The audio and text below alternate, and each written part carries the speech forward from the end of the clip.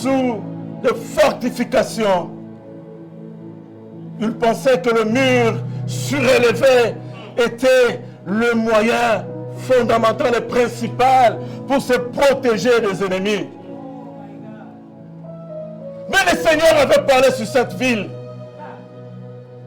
Il avait dit à la nation d'Israël que vous posséderez cette ville. C'était le premier rempart qu'Israël a rencontré, bien-aimé, quand il est entré en Canaan. Et c'était, bien-aimé, la ville de Jéricho. Christ n'a même pas envoyé Michael et sa cohorte d'anges. Il t'a utilisé. Il m'a utilisé avec tes cris de louange. Et les fortifications, bien-aimées, sont tombées. Rien qu'avec des cris. Rien qu'avec des cris. Rien qu'avec des cris.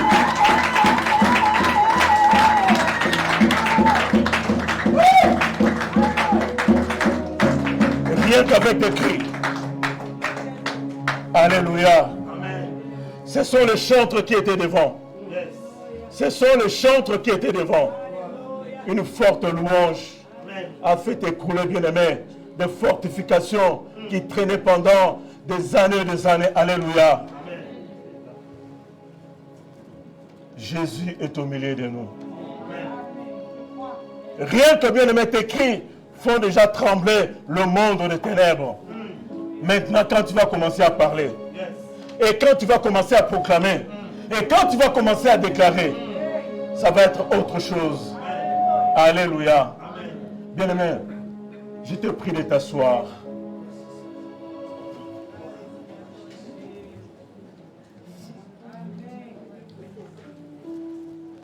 C'est chaud. Dis à ton voisin, à ta voisine, ce matin c'est chaud. Non, il n'a pas compris, elle n'a pas compris. Est-ce que tu sens la même chaleur que moi? Alléluia. Bien-aimé, cette chaleur spirituelle, c'est celle qui va, bien-aimé, nous guider tout au long de ce séminaire. Alléluia. Mais je voudrais aussi te dire une chose. Si tu t'étais préparé en conséquence, tu mangeras la meilleure production du pays. Et ces productions-là, bien-aimés, vont s'étaler tout au long de cette semaine. Ne sois pas distrait, ne sois pas distraite. Alléluia. Invite tes camarades, tes amis, tes frères. Alléluia. Dis-leur, dans 26 rue de Jacobin, il y a un rocher qui fait couler de l'eau potable, de l'eau intarissable, à la portée de tous. Alléluia. Cette eau-là est disponible pour tout le monde, aussi bien pour le païen que pour le chrétien que nous sommes. Alléluia. L'invitation donc est lancée à tout le monde. Bien aimé, avant de commencer, parce que le corps pastoral m'avait demandé d'introduire, bien aimé, notre séminaire qui a pour thème la délivrance. Amen. Nous commençons aujourd'hui, bien aimé, par introduire c'est que la délivrance.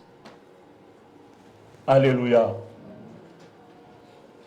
Et les intervenants qui vont suivre, bien aimé, pendant la semaine vont entrer dans le détail pour pouvoir nous exposer des sous-thèmes liés à ce thème qui est la délivrance. Alléluia.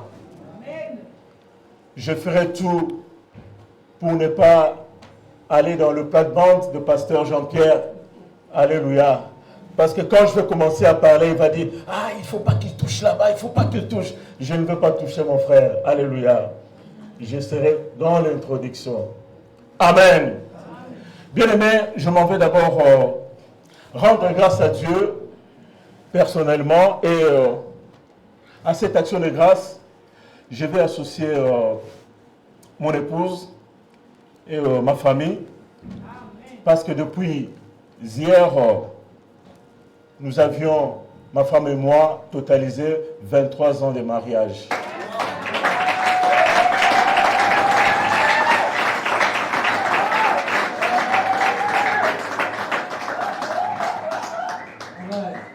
Cet homme que vous voyez devant vous qui tient ce micro n'a pas beaucoup traîné quand il a fini ses études. Il s'est marié trop jeune.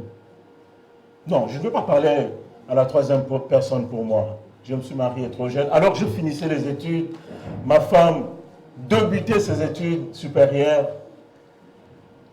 en 99, le 24 décembre. Nous nous sommes dit oui devant l'église du Seigneur. Je ne compte même pas la mairie. Moi, je compte devant l'église du Seigneur. Ah, pasteur vient m'arracher le micro. Maman, viens.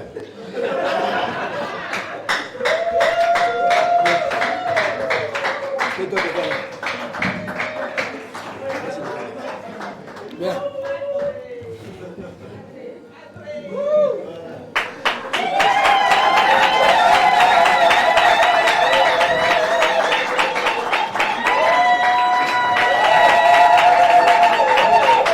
Alléluia. Amen. C'est 23 ans. 23 ans mérite une déclaration de la part de Dieu. C'est pour cela que tu vas te lever là où tu es. Lève-toi. Et quand on met vers cet homme de Dieu, dis quelque chose à Dieu. Dis quelque chose, ce couple. Le talent qui les a gardés jusqu'à ce temps-ci, qu'il continue avec eux. Bien qu'il n'a pas de cheveux, mais que les cheveux puissent pousser. Étant dans l'air entier, elle commence à proclamer. Éternel notre Dieu, c'est toi le secours qui ne tarit jamais. Si tu as permis, mon Père, à ton serviteur et à ma bien-aimée, de pouvoir rester jusqu'à cet temps ici. 23 ans, Seigneur, de paix et de joie. Donc que tu les as bénis au travers de ton Seigneur, pour ceux que tu les as donnés comme des enfants. Père, ma prière ce matin, que tu puisses continuer, Seigneur, à élargir encore de l'espace de leur tente. Ce que tu les as donnés jusqu'à présent, soit paix, qu'ils reçoivent encore plus de ce que tu as prévu pour leur vie, notre Dieu. Père éternel, ma main levée, je m'oppose contre tout projet démoniaque. Je m'oppose contre toutes les pensées de l'ennemi qui peuvent s'élever, éternel, pour la destruction de ce couple. Je leur annule les anges de paix au nom de Jésus. Père, je proclame ta bénédiction dans tout ce qu'ils entreprendront. Sois Seigneur de l'écoute. Seigneur, sois la lumière. Sois Seigneur le Dieu qui le guidera jusqu'à ce que tu reviendras. Si leur vie sera encore là. Mais si Seigneur, toi tu reviens avant, que leur cœur et leur vie soient à tes côtés. Au nom de Jésus, je suis prié. Amen. Amen. Sois béni, mon Dieu.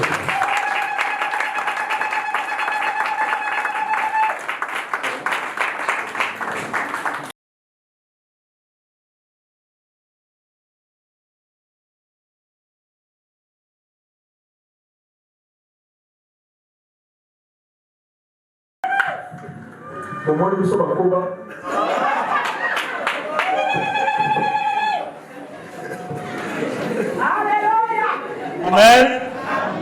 Dieu soit loué. Bien-aimés, mettons-nous debout, nous allons lire la parole de Dieu pour introduire notre séminaire.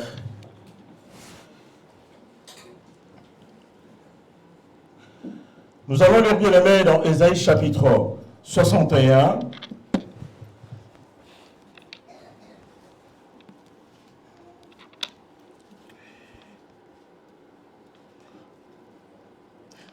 Ésaïe 61, je vais prendre le 2 premiers versets. Et je lirai également 2 Corinthiens chapitre 1, du verset 9 à 10.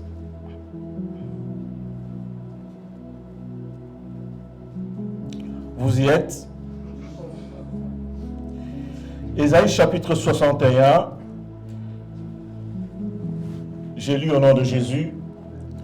L'Esprit du Seigneur, l'Éternel est sur moi, car l'Éternel m'a oint pour porter de bonnes nouvelles aux malheureux. Il m'a envoyé pour guérir ceux qui ont le cœur brisé, pour proclamer aux captifs la liberté et aux prisonniers la délivrance, pour publier une année de grâce de l'Éternel et un jour de vengeance de notre Dieu, pour consoler tous les affligés. 2 Corinthiens chapitre 1 du 9e au 10e verset.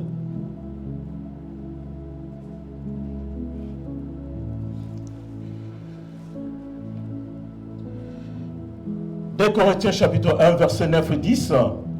Et nous regardions comme certains notre arrêt de mort, afin de ne pas placer notre confiance en nous-mêmes, mais de la placer en Dieu qui ressuscite les morts. Verset 10. C'est lui qui nous a délivrés et qui nous délivrera d'une telle mort, lui de qui nous espérons qu'il nous délivrera encore. Alléluia. Est-ce que tu peux répéter après moi? Qu'il nous délivrera encore. Il nous délivrera encore. Et pour la troisième fois, il nous délivrera encore. Vous pouvez vous rasseoir, mes bien-aimés.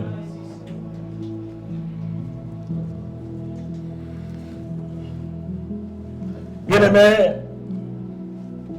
l'Église, par l'inspiration du Saint-Esprit, a eu, au travers du corps pastoral, cette ingénieuse idée, bien-aimée. Alors qu'il nous reste jour pour jour, 6 jours, bien-aimés, pour pouvoir clôturer cette année et se projeter par la grâce du Seigneur vers l'année nouvelle qui commence. L'Église a décrété une semaine, bien-aimée, de séminaire, une semaine d'enseignement, où nous devons, bien-aimés, parler de la délivrance. Le Seigneur me met à cœur, bien-aimé, pour toi, que c'était le dernier message qui t'était destiné pour cette année. Alléluia. Est-ce que tu es d'accord avec moi? Ce matin, si tu es là, mon bien-aimé, c'est parce que le Seigneur a conduit tes pieds et tes pas en ces lieux. Et cet enseignement, ce message, c'était le dernier de l'année pour toi. Il fallait être là et tu as bien fait. Tu peux dire à ton âme, mon âme, tu as bien fait. Parle à ton âme, mon bien-aimé. Oui, tu aurais pu être bien-aimé dans des réunions de famille, et surtout que cette semaine, c'est la semaine de fête. Le repas de Noël est apprêté. Le jour de l'an arrive. Tu aurais pu prévoir un déplacement en te disant, je veux passer cette semaine au milieu de mes miens, au milieu de ma famille. Ton âme t'a retenu. Alléluia. Et ce n'est pas en vain. Il est dit dans la parole de Dieu, ce n'est pas en vain que j'ai dit à la postérité de Jacob que vous chercherez l'Éternel. Ce n'est pas en vain. Le hasard, bien-aimé, n'est pas dans le vocabulaire des chrétiens que nous sommes. Alléluia. Bien-aimé dans le Seigneur, tu as bien fait d'être là ce matin. Je veux introduire, bien-aimé, la délivrance. Je commence d'abord, bien-aimé, par définir ce que nous entendons par délivrance. Je m'en vais fouiller dans le Larousse parce que la délivrance, telle que, bien-aimé, je la prononce, c'est un mot français. Pour trouver la signification d'un mot français, il y a des gens à qui l'Éternel a donné l'intelligence pour nous expliquer le mot. dans des langues compréhensibles par les hommes. Et quand je vais dans le Larousse, le Larousse définit la délivrance comme étant l'action de délivrer quelqu'un. L'action de délivrer un pays. Ou de rendre à ce pays-là sa liberté. C'est aussi l'action de délivrer quelqu'un d'une contrainte ou d'une grande inquiétude. La délivrance, c'est aussi la célébration d'une situation pénible. C'est aussi, bien aimé, l'impression du soulagement qui en résulte. Enfin, j'ai vu le bout du tunnel. Alléluia. Mais bien aimé, en tant que chrétien, je ne me limite pas seulement au dictionnaire ou à la sagesse ou à l'intelligence de l'homme. Je veux aussi voir ce que les dictionnaires bibliques disent de la délivrance. Et dans le dictionnaire biblique, la délivrance dérive du mot grec apolotrosis. Et ça signifie littéralement libération effectuée suite au paiement d'une rançon.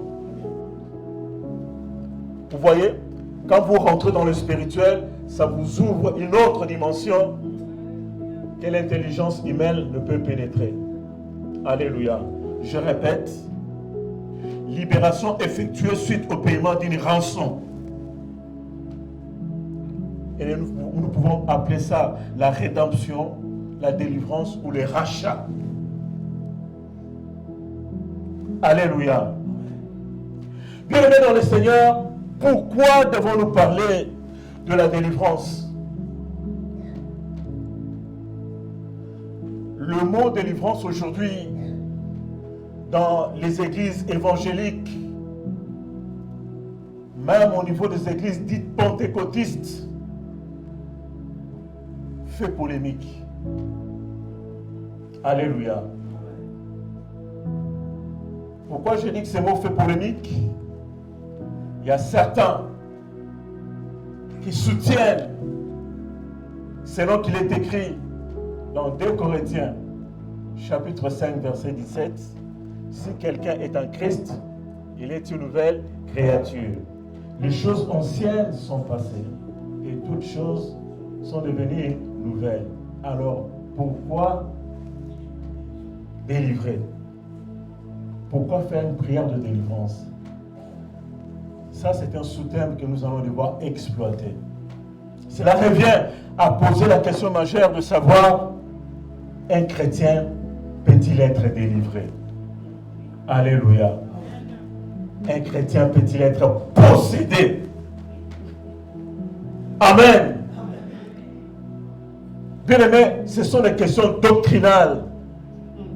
Alléluia. Aujourd'hui, qui divisent le chrétien. La délivrance est un des thèmes doctrinaux, bien-aimés, qui divise aujourd'hui.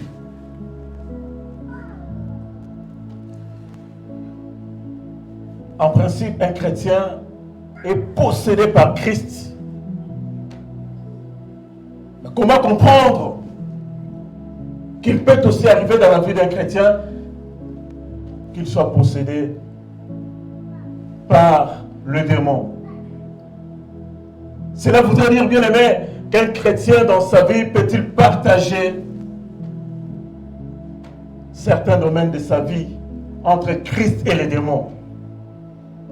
Christ peut-il vivre et régner dans un corps où un domaine de la vie est possédé par le diable? Ça, c'est des questions que nous allons devoir exploiter en détail. Alléluia. Osée 4, verset 6, la Bible dit: mon peuple périt, faute de connaissances. Et j'aime la version français courant. La version français courant dit: mon peuple périt petit à petit, faute de connaissance.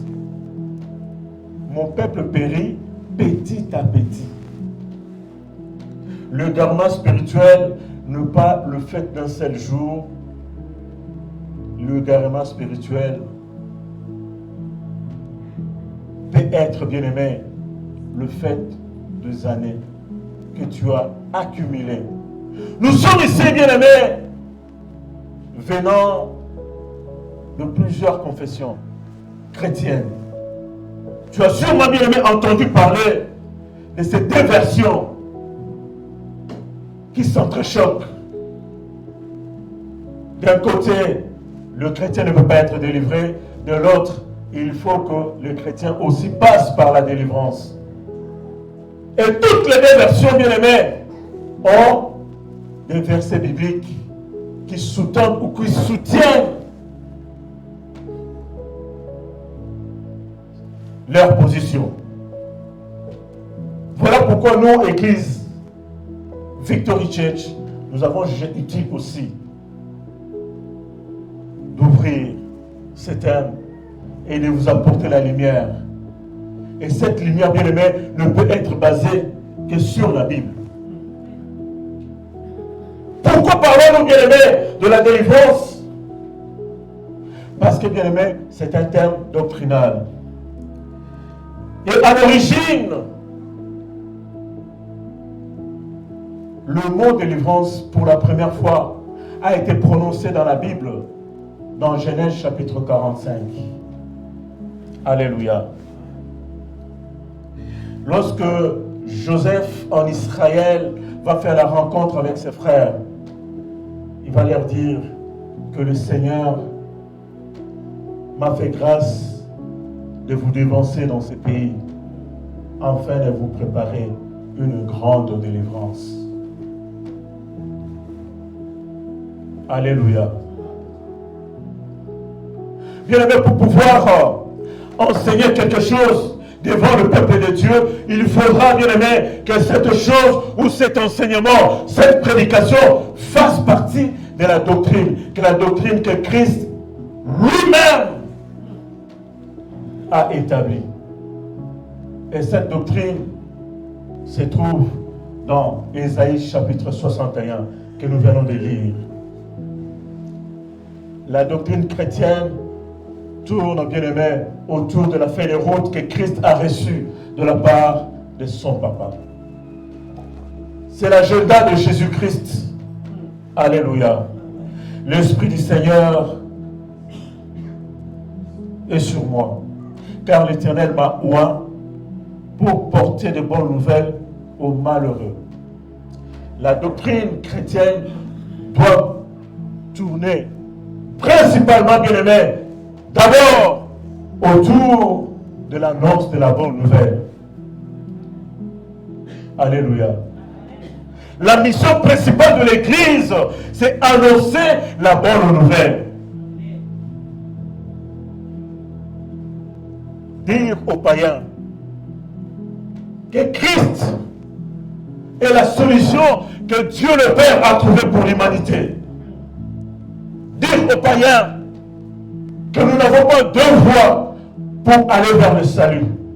L'unique et la seule voie qui nous a été donnée et par laquelle tous nous devions passer, Jésus-Christ. Mais aussi proclamer aux païens que c'est Christ revient bientôt. Il reviendra pour prendre son Église, afin que cette Église vive dans la félicité, le suprême bonheur qui doit attendre chacun de nous. Voilà l'évangile que nous devons apporter, la bonne nouvelle que toi et moi nous sommes censés apporter au monde.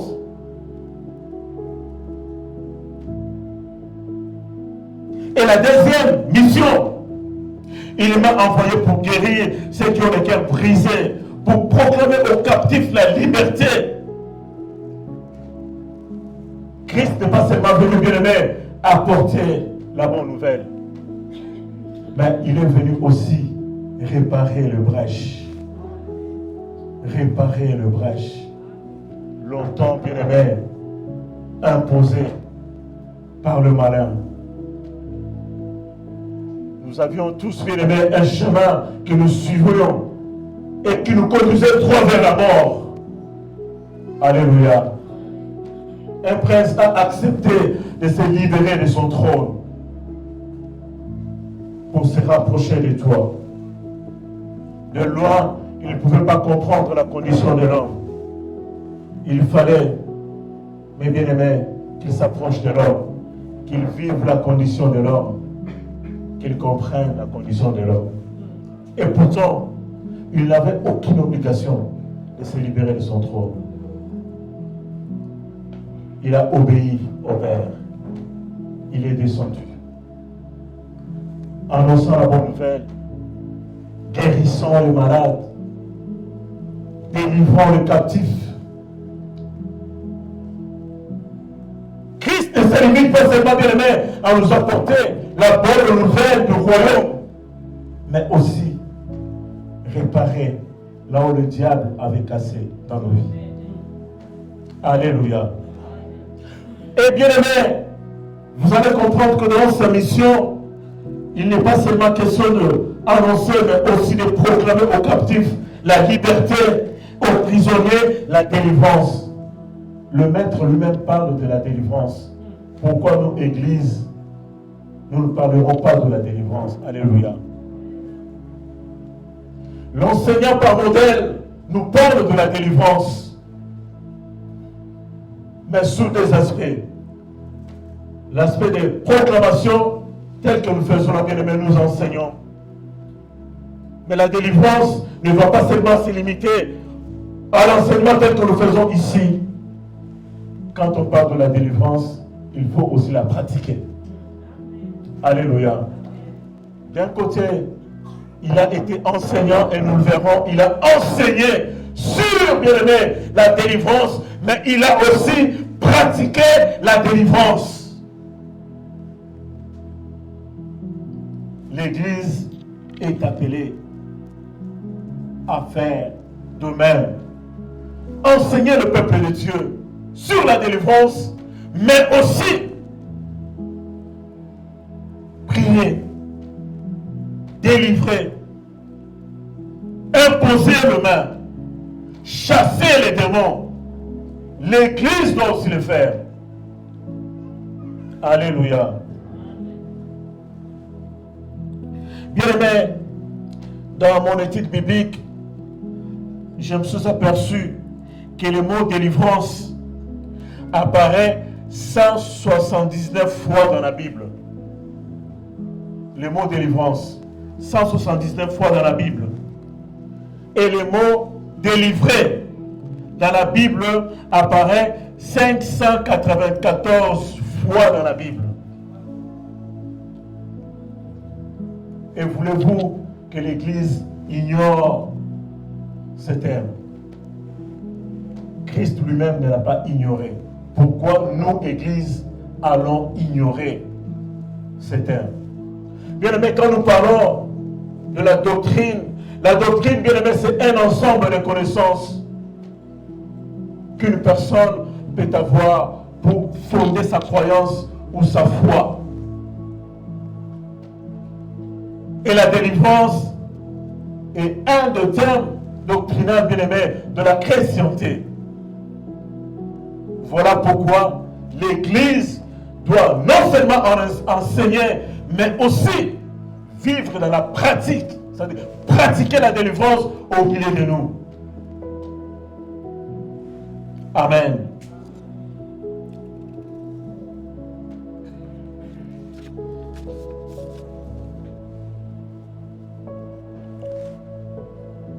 Et dans Ephésiens chapitre 2 verset 19, la Bible déclare, Ephésiens 2 verset 19, ainsi donc, vous n'êtes plus des étrangers, ni des gens du dehors, mais vous êtes citoyens de saints, gens de la maison de Dieu. Vous avez été édifiés sur le fondement des apôtres et des prophètes, Jésus-Christ, même lui-même étant la pierre angulaire. La doctrine chrétienne, bien-aimée, est assise sur les enseignements de prophètes, des apôtres, le premier chrétien, la première communauté. Christ étant, tel que nous venons de le chanter ici, le rocher et le pilier sur lequel, bien aimé, cette doctrine est bâtie.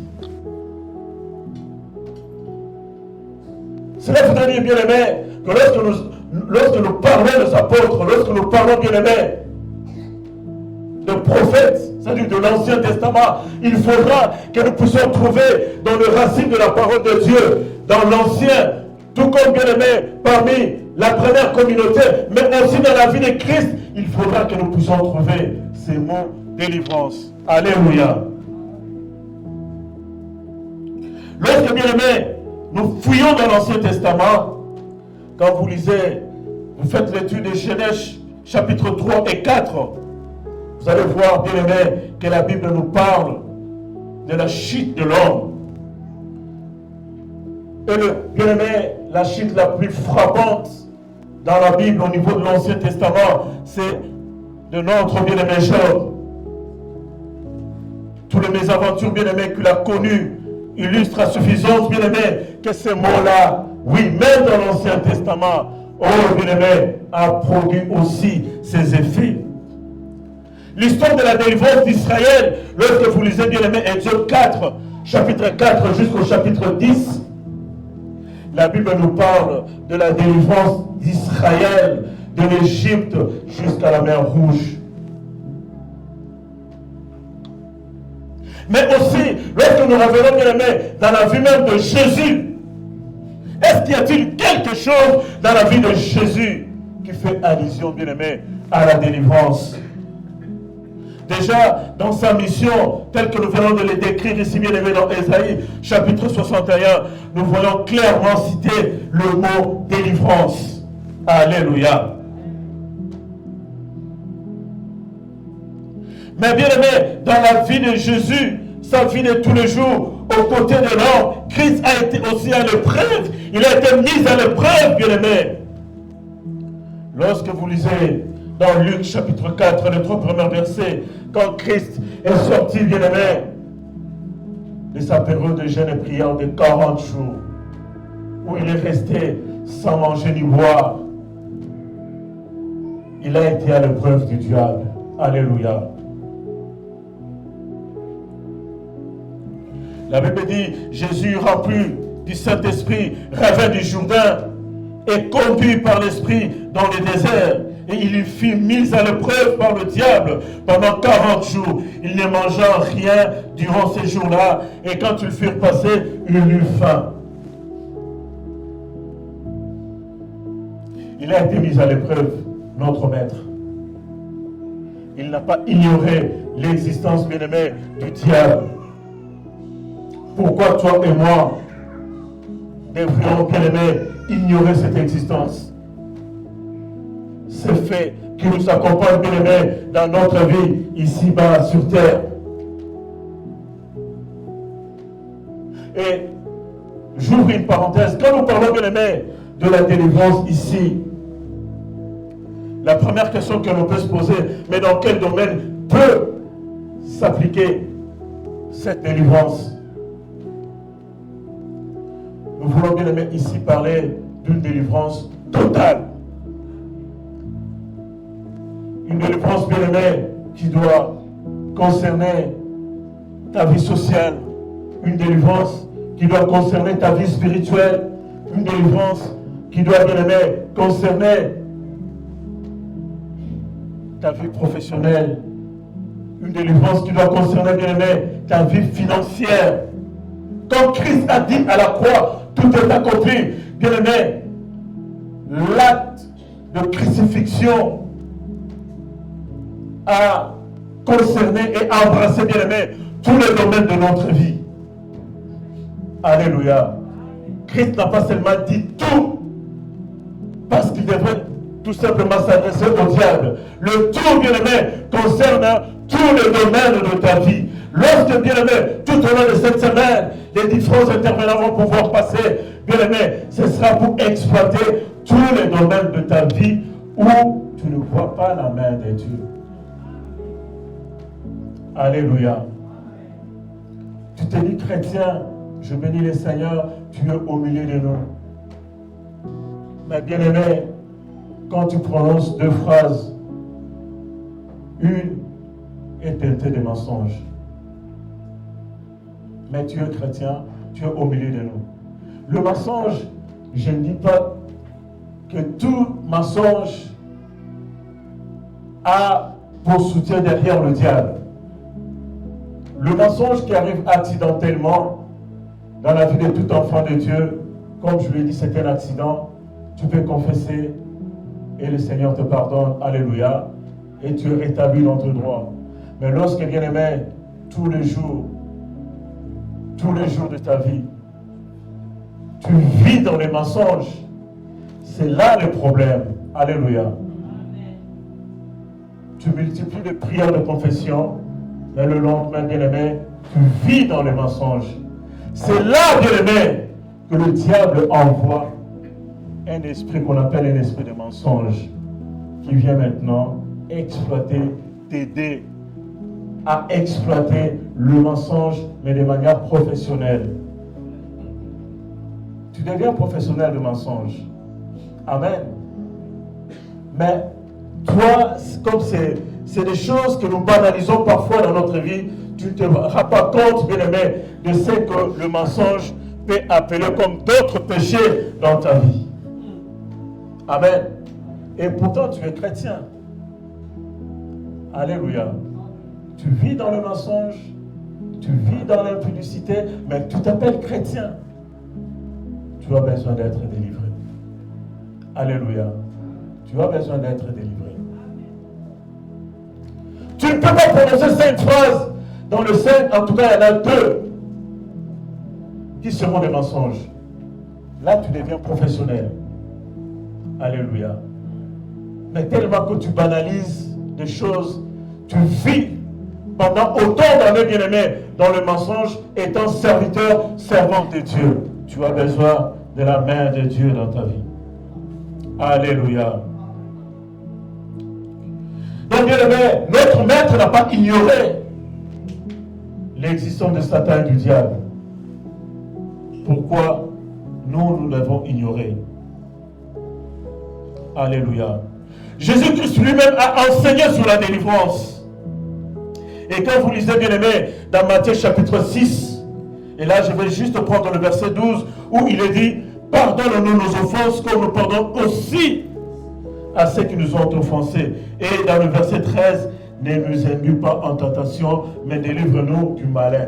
Là, Christ est en train d'enseigner à ses disciples. Il leur dit, en fait, quand vous priez, n'oubliez pas de faire cette prière-là de délivrance. Christ sait que même si vous êtes à côté de moi, même si tous les jours, je vous vois faire des miracles, mais dans vos prières de tous les jours, n'oubliez pas cette prière-là. Seigneur, délivre-nous du malin. C'est qu'il existe. Et mais pourquoi toi tu veux ignorer? Le maître dit, dans ta prière de tous les jours, mon fils, ma fille, n'oublie pas cette prière-là. Il ne faut pas oublier ça. Tu diras bien, Seigneur, pardonne-nous pour nos offenses. Ça, c'est pour le péché, le mensonge. Et Seigneur t'a pardonné. Mais dis non, pas seulement ça, mais aussi, il faut demander au Père de te délivrer. Fais cette prière-là tous les jours. Parce que le Maître sait que tu seras confronté un jour à ça. Et tu auras besoin du Père pour te délivrer du malin. Alléluia. Est-ce que tu peux répéter après moi? J'aurai besoin du Père pour me délivrer du malin. Est-ce que tu peux répéter ça?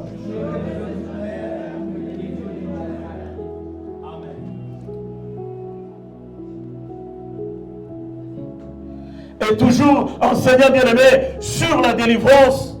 Quand vous prenez Matthieu chapitre 12, de 43 à 45, la Bible dit, lorsqu'un esprit impur est sorti d'un être humain, bien aimé, c'est Christ qui enseigne encore. Il va et vient dans des espaces déserts et cherche un lieu où s'établir.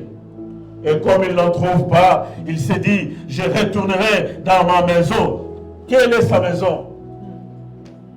Alléluia. Quelle est? Mais le malin parle de quelle maison? De cette église bâtiment? de ta maison à toi. Mais de quelle maison le malin parle? Le Maître nous enseigne ici, bien-aimé, de notre vie, de notre corps, de ton corps et de mon corps.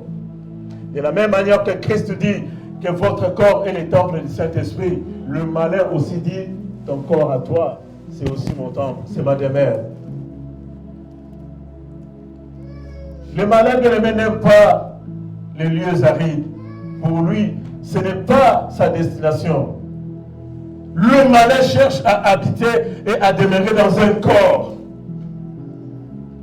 Quand Christ est arrivé, bien-aimé, à Gadara, les démons ont supplié Jésus d'aller dans un corps. Alléluia. Ils ont supplié Christ pour qu'ils aillent dans un corps. Et les malins veulent trouver refuge dans un corps. Christ va enseigner, bien-aimé, pour t'avertir et te dire que ton corps à toi est disputé, bien-aimé, par deux camps.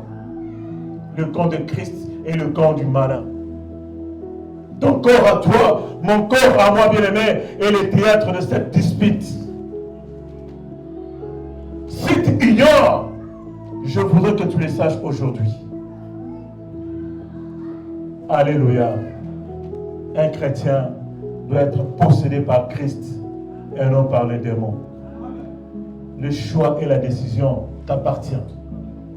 Alléluia. Le choix et la décision t'appartiennent. Alors, il s'en va prendre cet autre esprit encore plus méchant que lui. Ils reviennent ensemble dans la maison et s'y installent. Finalement, l'état de cette personne est pur qu'au début. Au début, et il en y aura de même pour cette génération qui est mauvaise. Vous trouvez, bien aimé, un de nous qui était bien portant, qui a vu la main de Dieu, mais que la situation, après quelques jours, quelques semaines ou quelques mois, va s'empirer. Ouvrez les yeux.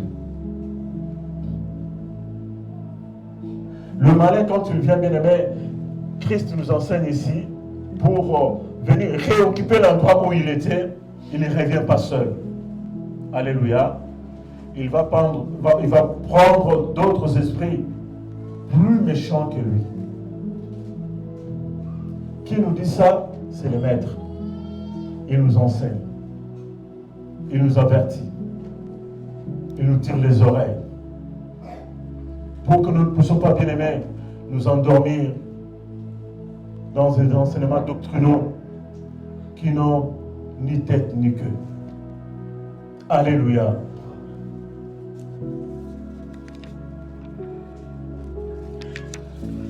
Il est arrivé à Christ aussi, bien aimé, toujours enseignant sur la délivrance. Il était dans une synagogue. On lui remit, bien aimé, dans Luc chapitre 4, verset 17, il a rappelé ce qui était écrit dans Ésaïe chapitre 61. Il le dit où? Dans la synagogue. Devant les gens comme vous et moi. Il a rappelé que dans sa feuille de route, il y avait aussi une partie qui concernait la délivrance. La Bible dit qu'il est venu libérer le captif. Alléluia. Donc nous devons comprendre que, bien aimé, la délivrance est un fait véridique qui a une base biblique et qui va accompagner le chrétien ici-bas sur terre jusqu'à ce que Christ reviendra pour prendre son église. Et nous devons, bien aimé, vivre en conséquence des causes. Alléluia.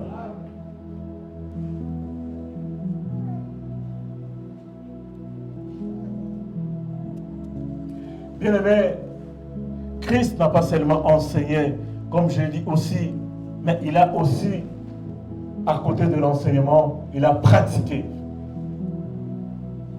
Nous devons, bien aimé, vous enseigner parce que l'enseignement a pour mérite et objectif de te faire asseoir dans la connaissance. Alléluia.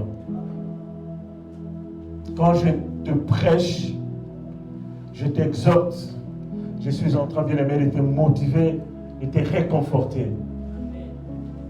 Mais pour faire de toi une femme et un homme établi, un homme fait, une femme faite, c'est dans l'enseignement, bien-aimé, que tu dois être établi. C'est dans l'enseignement, bien-aimé, que tu vas être appelé disciple. Et c'est aussi la mission de l'Église, de vous faire voir ces choses, pour que vous puissiez, bien-aimé, être assis dans la connaissance. Et quand on est assis dans la connaissance, bien-aimé, nous acquérons ce qu'on appelle de la maturité spirituelle.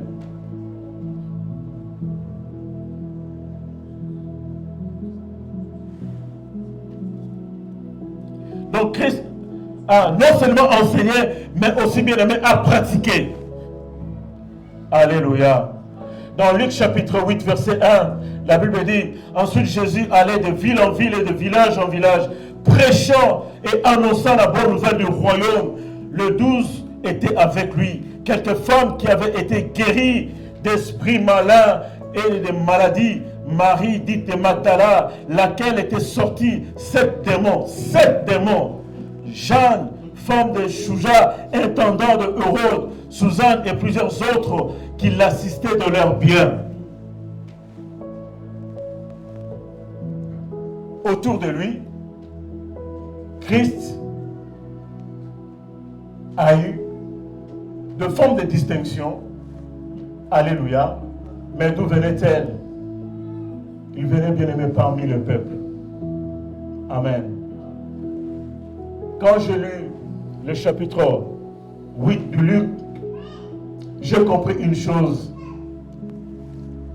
L'objectif premier de Christ, ce n'était pas seulement, bien-aimé, parce qu'il en avait aussi besoin de finances, mais l'objectif premier de Christ, c'était d'abord, bien-aimé, de construire l'homme. Alléluia. De construire l'homme. Quand vous construisez l'homme, et l'homme finira, bien-aimé, par bâtir des églises.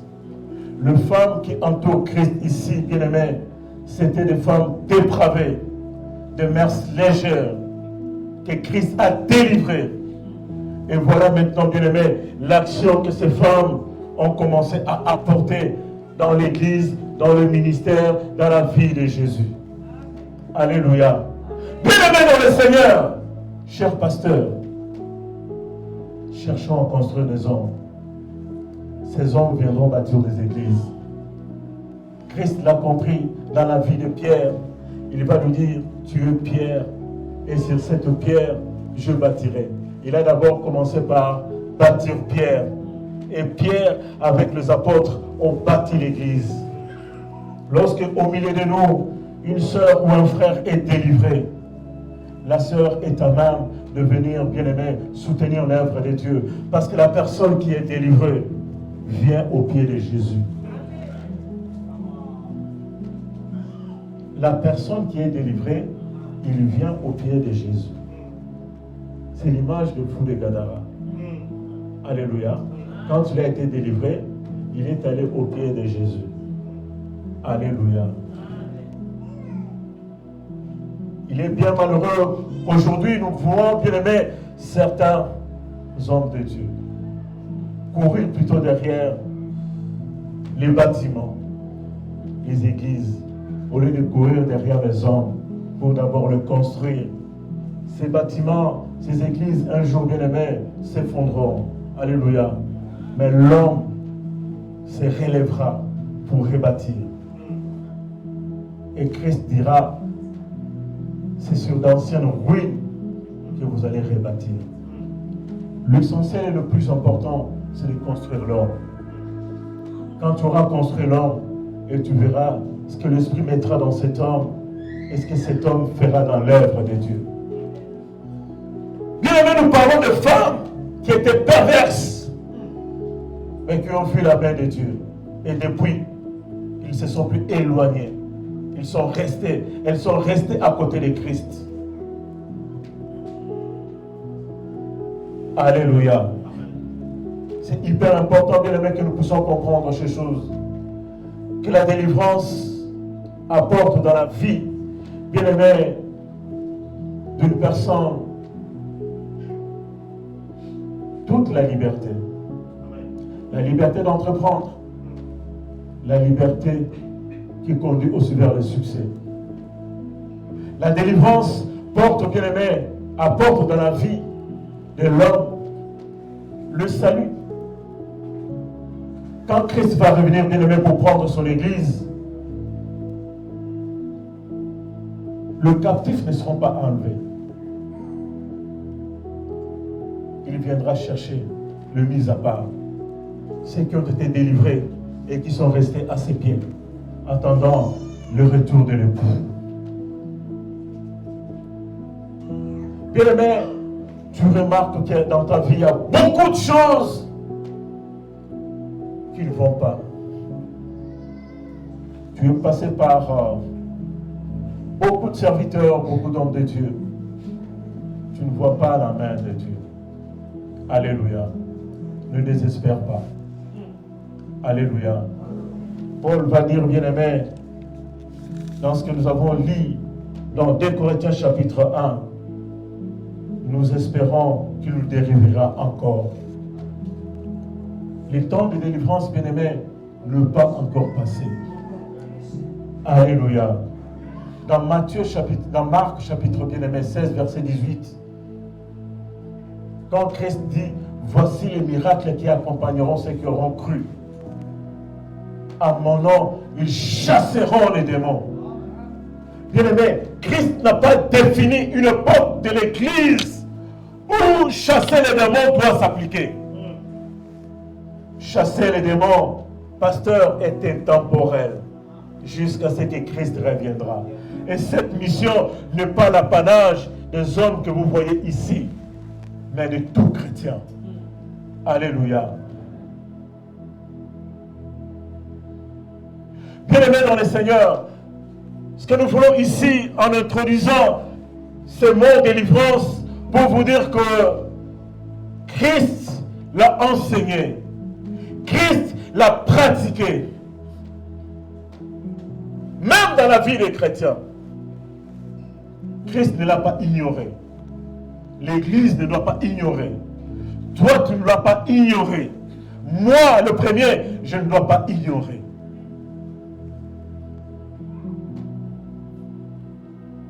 La délivrance apporte, bien aimé, dans la vie de l'homme, le salut. Le premier point que tu dois retenir.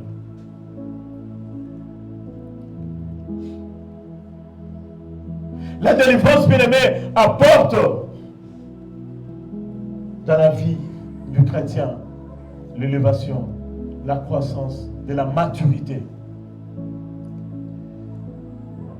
L'Éternel va dire à son peuple, quand tu les as bien aimés fait sortir d'Égypte, avant qu'ils ne puissent vivre dans un pays où coule le lait et le miel, ils ont traversé le désert. Dis-toi bien que, bien aimé, dans ma vie, avant le lait et le miel, c'est d'abord la délivrance. Avant le lait et le miel, c'est d'abord la délivrance.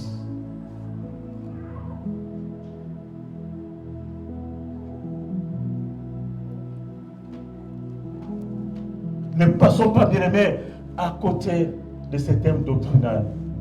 Ces thèmes doivent être enseignés parmi nous, développés parmi nous, afin que le peuple de Dieu vive en connaissance des causes. Quand nous parlons de délivrance ici, bien-aimés, nous ne voyons pas seulement le fait du diable. La délivrance découle aussi, bien-aimés, du péché, du lien du péché. Tu peux aussi, bien-aimé, être délivré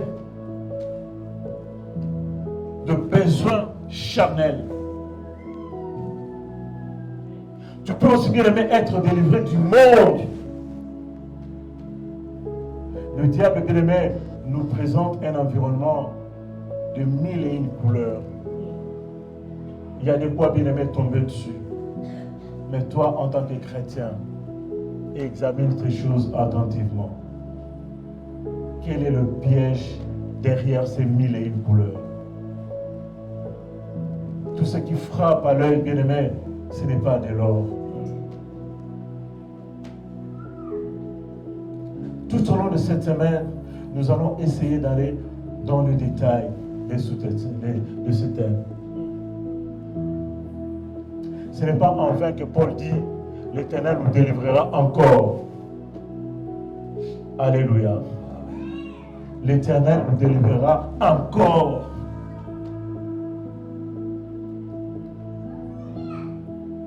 Je voudrais bien aimer vraiment que tu mettes à profit cette semaine. C'est la dernière semaine de l'année et ce n'est pas en vain que l'Éternel a suggéré ce thème dans ta vie et dans ma vie. Il y a une chose qui doit se passer dans ta vie. Alléluia. Une chose doit se passer dans ta vie. Et cela dépendra de toi. Du sérieux, bien-aimé, que tu mettras tout au long de cette semaine pour te préparer à ces enseignements. Amen.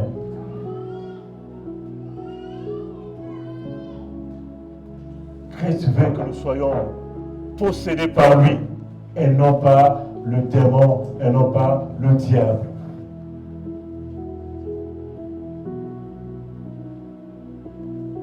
Je veux dire à quelqu'un ce matin,